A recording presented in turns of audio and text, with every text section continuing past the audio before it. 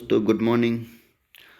आप सभी के बीच में मैं विधानसभा बिहार विधानसभा एएसओ असिस्टेंट जूनियर क्लर्क और रिपोर्टर्स विधान परिषद रिपोर्टर ये इसका मैं प्रीवियस ईयर हाल ही कुछ समय पहले मतलब कुछ दिन पहले एग्ज़ाम हुआ है उसका मैं आप लोगों के बीच में किस तरीके के क्वेश्चन आया था, क्या सिलेबस था, वो सारी चीज़ 100 में 100 क्वेश्चन का मैं एनालिसिस करूँगा। तो आने वाले जो असिस्टेंट जो अभी एक एएसओ का एग्ज़ाम है विधानसभा के द्वारा, जो उसमें जिस तरीके से 100 क्वेश्चन पूछा जाएगा, तो पूरा पैटर्न उसका किस तरीके से क्वेश्चन पूछा जाता है, क्या सिलेबस रहता है, उसके अनुरूप मैंने इसमें आपको बताने का कोशिश किया है। जो ये एग्ज़ाम का क्वेश्चन है करीबन 11 फरवरी को ये एग्ज़ाम पड़ा, 11 फरवरी 2024 को। तो चलिए देखते हैं। सबसे पहले देखिए क्वेश्चन बुकलेट पे जो फर्स्ट पेज पे रहता है, मैंने आप लोगों को हिंदी वाला दिखा रहा हूँ, वहाँ पे इंग्लिश में भी था साइड में। तो देखिए इसमें क्या है, यहाँ पे देखिए इस प्रश्न पुस्तिका में किसी भी पन्ने को अलग न करें। परीक्षा उपरांत ओएमआर सीट कक्ष वीक्षक को सौंप दें। आपको परीक्षा समाप्ति के बाद प्रश्न पुस्तिका साथ ले जाने की अनुमति है, यानी कि प्रश्न एग्ज़ाम ख़त्म होगी तो आप प्रश्न पुस्तिका साथ लेके जा सकते हैं। चलिए सिलेबस बताते हैं। इसमें कुल 100 क्वेश्चन रहेगी, जिसमें प्रत्येक 4 मार्क्स की होगी और हर गलत के लिए 1 अंक काट लिया जाएगा। ठीक है, देखिए यहाँ पर भी दिया हुआ है 400 मार्क्स, यहाँ पे देख रहे हैं 400 मार्क्स का है। चलिए अब हम लोग चलते हैं क्वेश्चन पे, किस तरीके क्वेश्चन आती है। तो सबसे पहले हमने शुरू से आप लोगों को दिखाते हैं, तो बता देते हैं किस तरीके से क्वेश्चन। 30 क्वेश्चन आपका पहले 30 क्वेश्चन रीजनिंग का रहेगी, रीजनिंग की। उसके बाद में 40 क्वेश्चन आपका जीएस का रहेगा। जीएस में क्या क्या हो जाता है आपको, ये जीएस हिस्ट्री हो गया, ज्योग्राफी हो गया, पॉलिटी हो गया, और 15 क्वेश्चन आपको करंट अफेयर का मिलेगा। 10 से 15 के बीच में करंट अफेयर का मिलेगा, जो अभी आप लोगों के बीच में ऐसे एनालिसिस कराएंगे तो सारा चीज़ दिखाएंगे। ठीक है, और उसके बाद में ये हो गया 40-30 क्वेश्चन और प्लस 40 क्वेश्चन, 40-30 70 क्वेश्चन। अब हो गया आपको 15 क्वेश्चन जो मिलेगा मैथ का मिलेगा, और 15 क्वेश्चन मिलेगा साइंस का मिलेगा, 15 साइंस का मिलेगा। ये हो गया 30, 40-30 70, 70-30 100 क्वेश्चन का आपको ये सिलेबस है, और 100 क्वेश्चन आपसे पूछे जाएगी। तो चलिए अब हम क्वेश्चन पे बात करते हैं।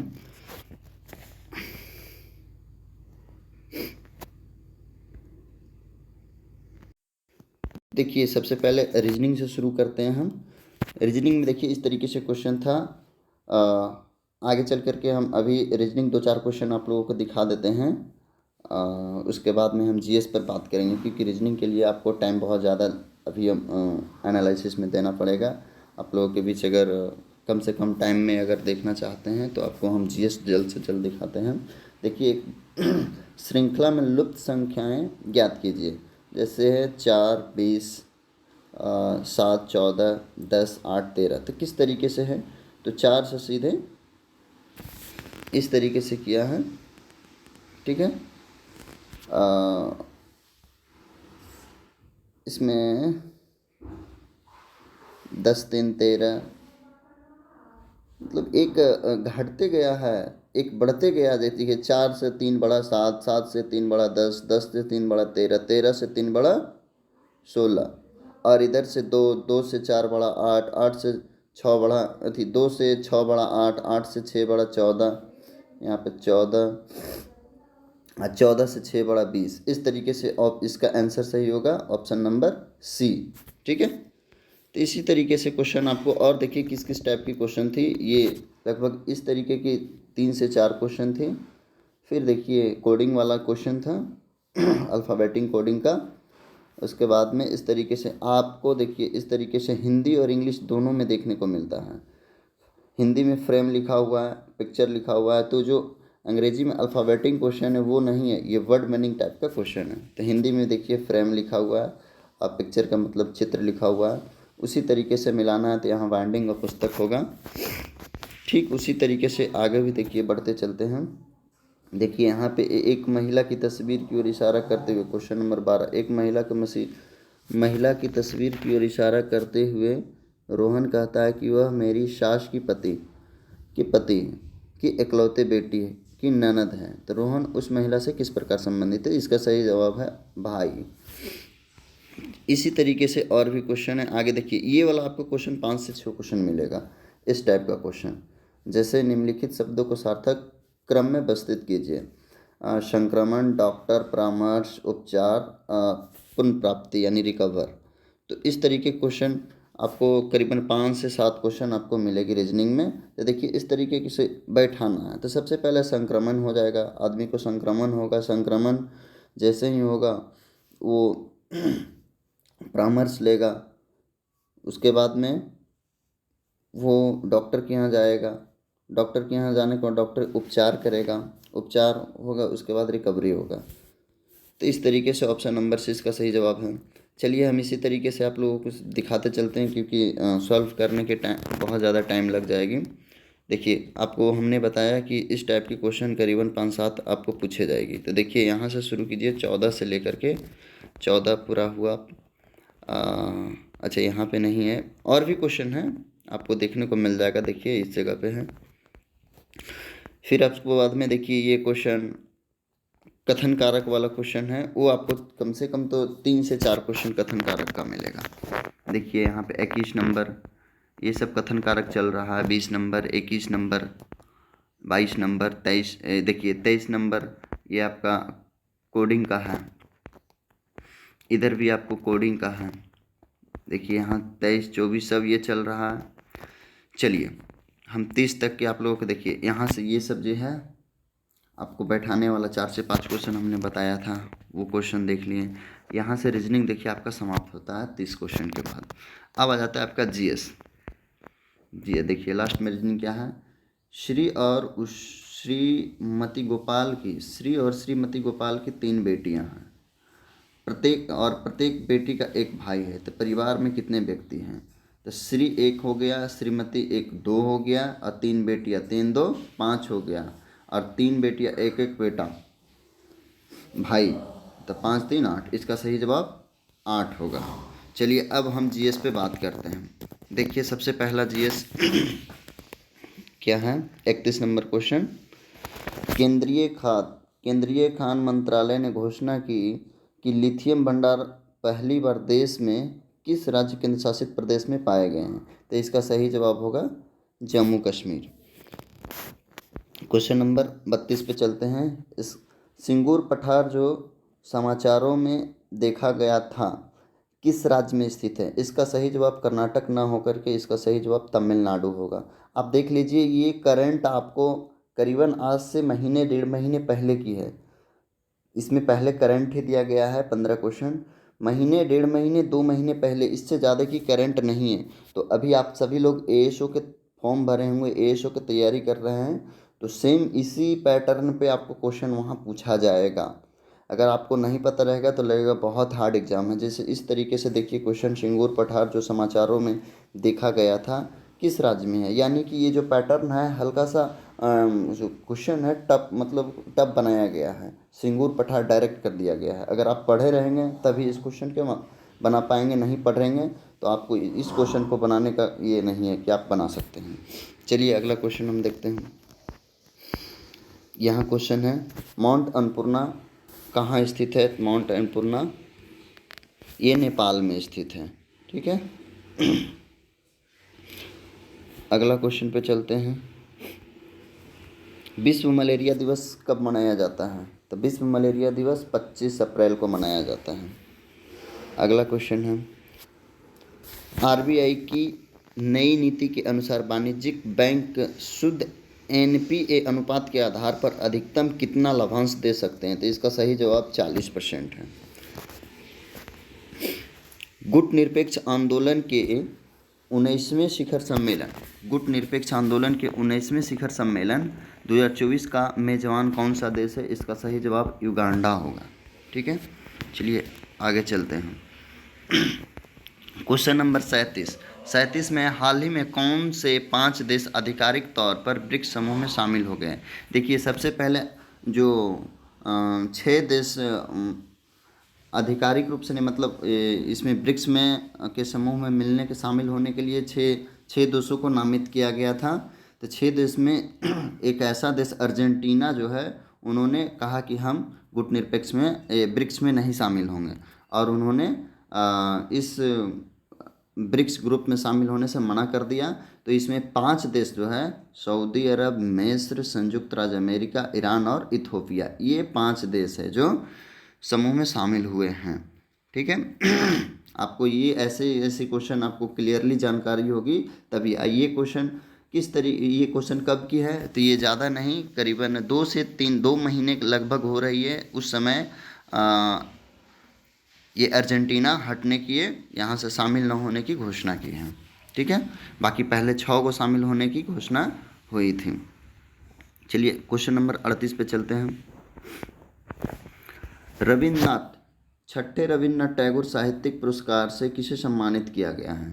चलिए, इस क्वेश्चन का सही जवाब सुकृति पाल हो जाएगा, सुकृति पाल कुमार हो जाएगा। ये छठे रविन्द्रनाथ टैगोर साहित्य पुरस्कार से सम्मानित किया गया है। चलिए अगला क्वेश्चन 39 पे चलते हैं। ये हो जाएगा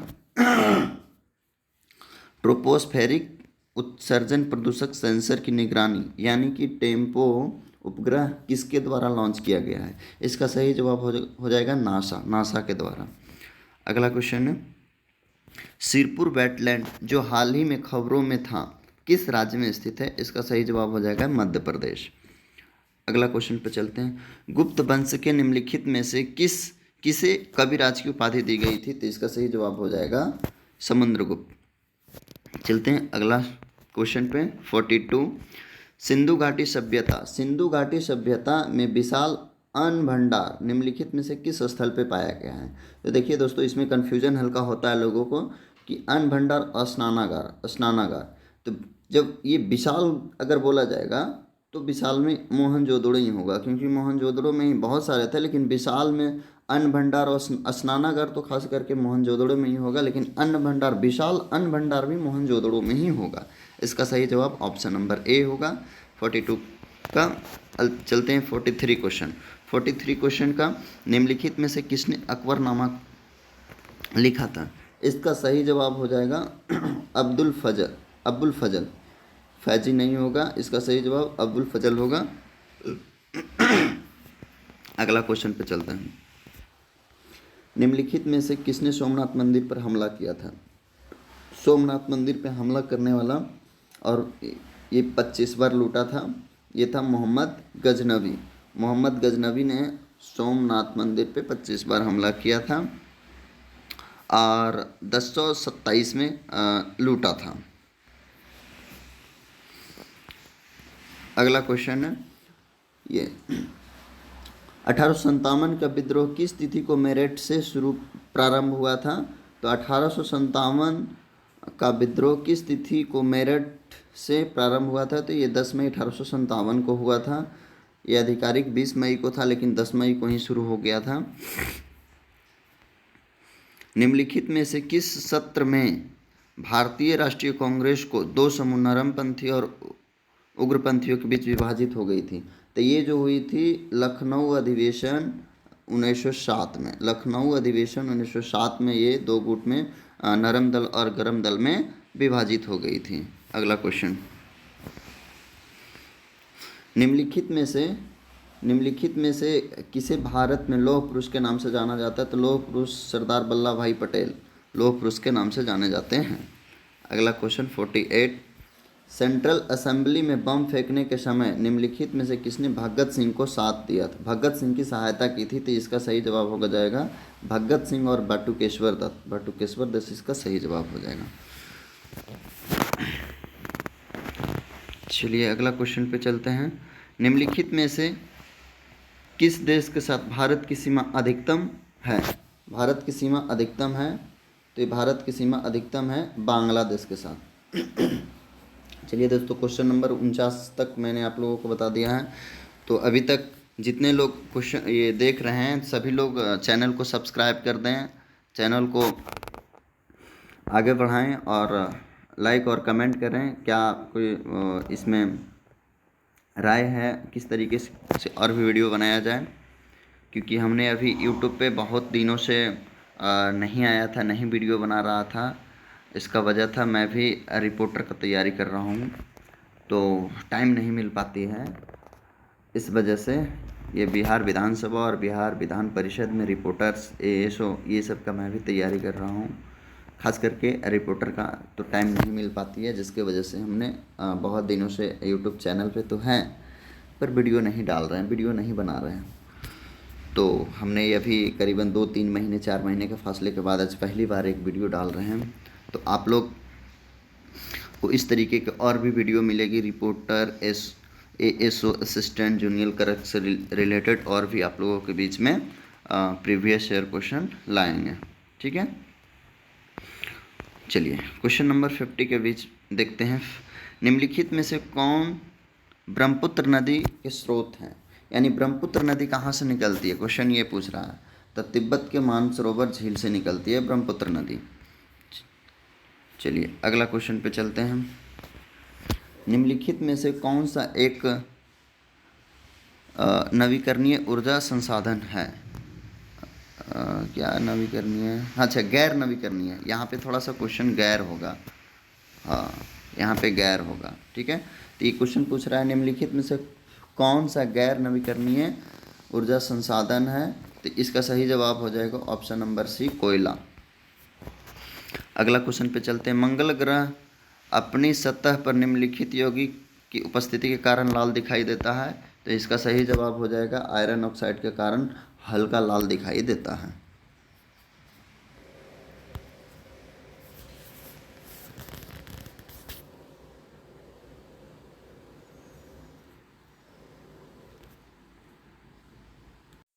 चलिए दोस्तों, अभी थोड़ा सा ये वीडियो बनाने में प्रॉब्लम हो गई थी। चलिए कोई बात नहीं है।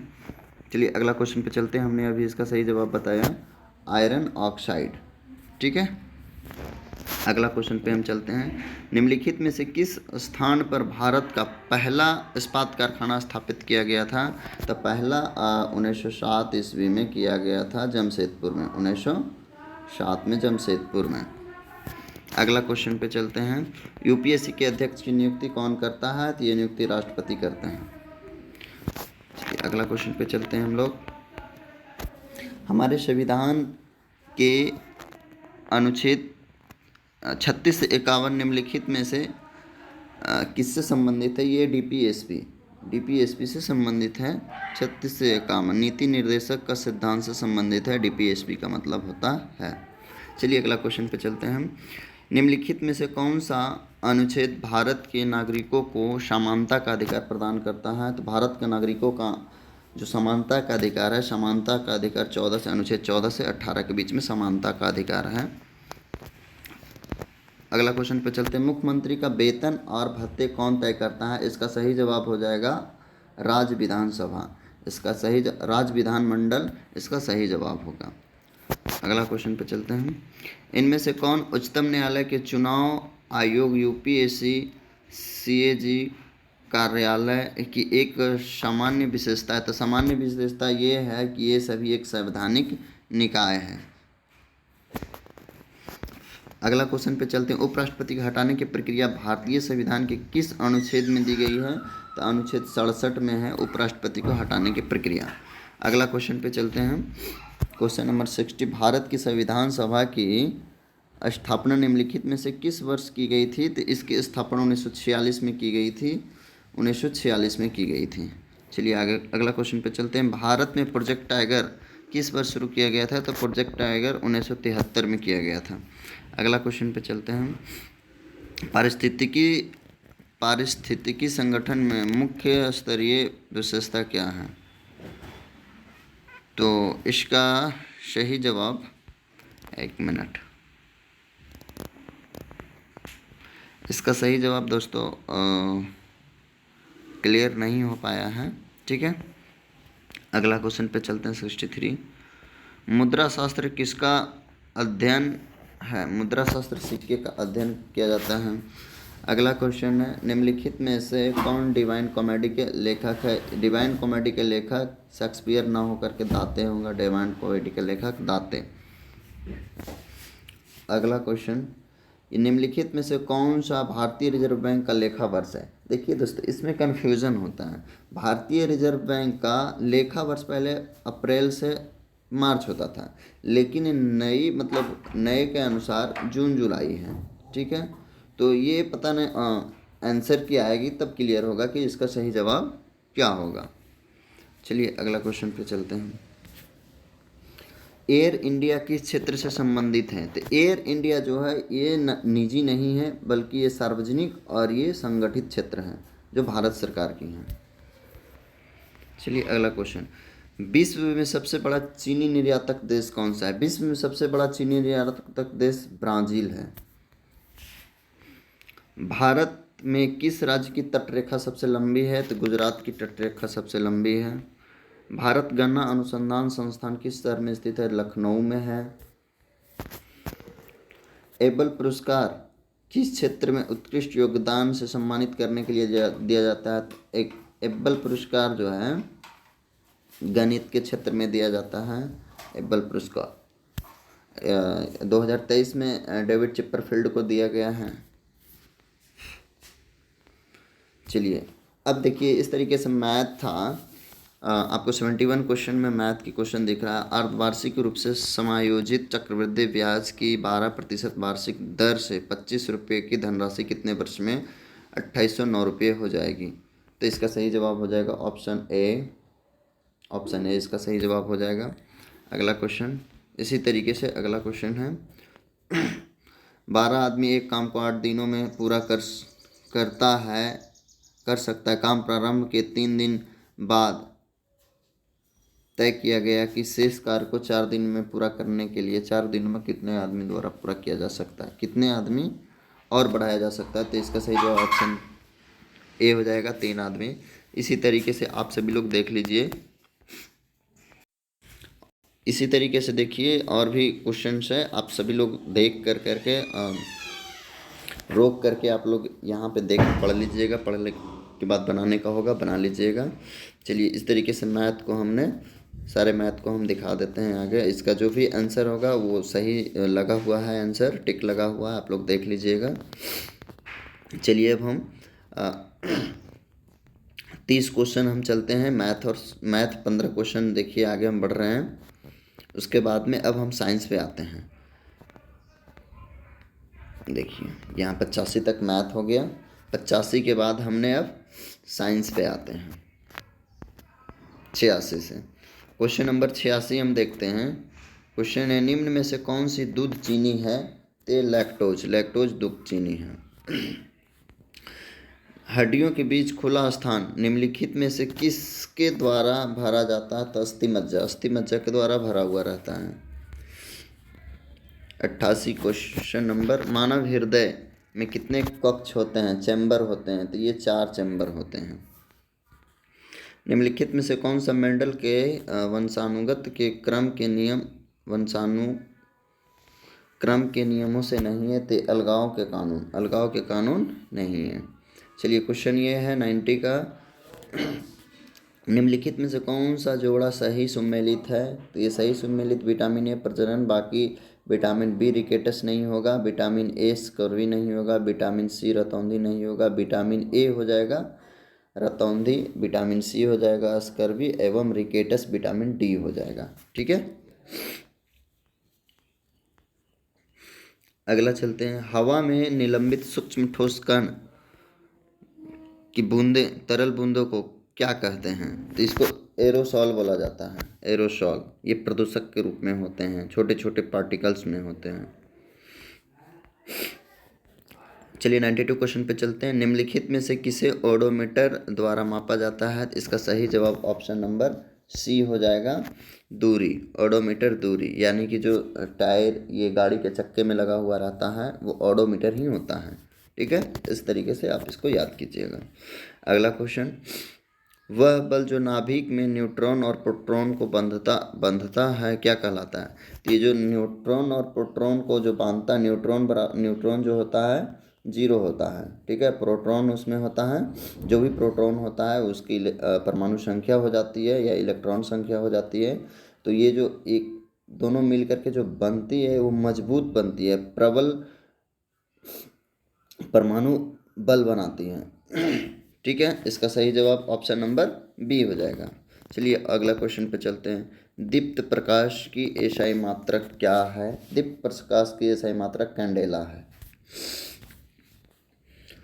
क्वेश्चन नंबर, धातुओं के बारे में निम्नलिखित में से कौन से सत्य है? तो सत्य है ऑप्शन नंबर ए, ये बिजली के अच्छे संवाहक या संचालक हैं। इसका इंग्लिश देखिएगा, देखिए, they are good conductor of electricity, they have low resistivity, मतलब इसका इसकी प्रतिरोधकता कम होती है। इसलिए ऑप्शन नंबर इसका सी सही जवाब है। ए और बी दोनों सही है। चलिए 96 क्वेश्चन पे चलते हैं। निम्नलिखित में से कौन हमें एक परमाणु की द्रव्यमान संख्या देता है? तो परमाणु की द्रव्यमान संख्या के लिए हमें न्यूट्रॉन और प्रोटॉन दोनों को मिला करके जो उसका ऊपर में जो लिखा जाता है उसी को हम क्या बोलते हैं? परमाणु की द्रव्यमान संख्या या फिर भार भी बोलते हैं। हल्का सा डिफरेंट होती है लेकिन। तो ये न्यूक्लियनों की कुल संख्या, न्यूक्लियनों मतलब न्यूक्लियस जो बीच में रहता है, नाभिक जिसको बोल रहे हैं, उसमें जो टोटल संख्या है उसी को हम क्या बोलते हैं? द्रव्यमान संख्या। चलिए अगला क्वेश्चन पे चलते हैं 97। निम्नलिखित में से कौन सा ऊर्जा परिवर्तन माइक्रोफोन में होता है? तो ये जो होती है ध्वनि ऊर्जा को विद्युत ऊर्जा में रूपांतरित करती है। ध्वनि ऊर्जा को विद्युत ऊर्जा में रूपांतरित करती है। ठीक है, अगला 99 क्वेश्चन नंबर, निम्नलिखित में कौन सा प्राकृतिक में सबसे प्रचुर कार्बनिक यौगिक है? तो इसका सही जवाब ऑप्शन नंबर डी हो जाएगा, सेलुलोज। सेलुलोज जो है प्राकृतिक में प्रचुर मात्रा में है। जैसे जैसे सेलुलोज का दिए, इसका मतलब है पेड़ पौधा जितना है सब में तो सेलुलोज ही पाया जाता है। ठीक है, तो इसलिए प्राकृतिक में सबसे प्रचुर मात्रा में है सेलुलोज। चलिए क्वेश्चन नंबर 99 और लास्ट क्वेश्चन नंबर 99 हम देखते हैं। क्विकलाइम, क्विकलाइम का रासायनिक नाम क्या है? बुझा हुआ चूना, जिसको कैल्शियम ऑक्साइड बोलते हैं। इसका सही जवाब ऑप्शन नंबर बी है। चलिए क्वेश्चन नंबर 100 पे चलते हैं। जब कोई धातु किसी अम्ल के साथ अभिक्रिया करती है तो निम्नलिखित में से कौन सी गैस मुक्त होती है? इसका सही जवाब ऑप्शन नंबर बी हो जाएगा, हाइड्रोजन। जब भी कोई धातु अम्ल के साथ या क्षार के साथ अभिक्रिया करेगा तो हाइड्रोजन गैस ही मुक्त होगी। ठीक है, चलिए दोस्तों, मैंने आप सभी के बीच में ये जो सिलेबस थी 100 क्वेश्चन की, सेम टू सेम सिलेबस आपको एएसओ असिस्टेंट और जूनियर क्लर्क, क्योंकि ये प्रीवियस ईयर क्वेश्चन आज ने ये 11 फरवरी 2024 को एग्ज़ाम हुई है जिसमें पूछा गया है, और भी एग्ज़ाम पिछले वाली चल रही है इसमें पूछा गया है। तो आप सभी लोग अगर तैयारी कर रहे हैं, फॉर्म भरे हैं बिहार विधानसभा बिहार विधान परिषद का, तो आप सभी लोग इस चीज़ को बेहतर तरीके से देख लें, किस तरीके से सिलेबस में क्वेश्चन आती है, मैथ की, जीएस की, रीजनिंग की, और इस तरीके से तैयारी शुरू करें। ज़्यादा आपको और भी जानकारी चाहिए तो आप कमेंट में लिखें क्या आपको जानकारी चाहिए। बाकी दोस्तों नए हैं आप चैनल पे तो चैनल को सब्सक्राइब कर लें। हमने बहुत दिनों से इस चैनल को नहीं आगे बढ़ाने की किए थे, क्योंकि मैं भी आप लोगों के जैसे स्टूडेंट हूँ और पढ़ाई कर रहा हूँ, खासकर रिपोर्टर की तैयारी कर रहा हूँ। तो दोस्तों चलिए आप सभी लोग के बीच से अब हम यहाँ पे ही वीडियो को समाप्त करते हैं। बाकी जय हिंद।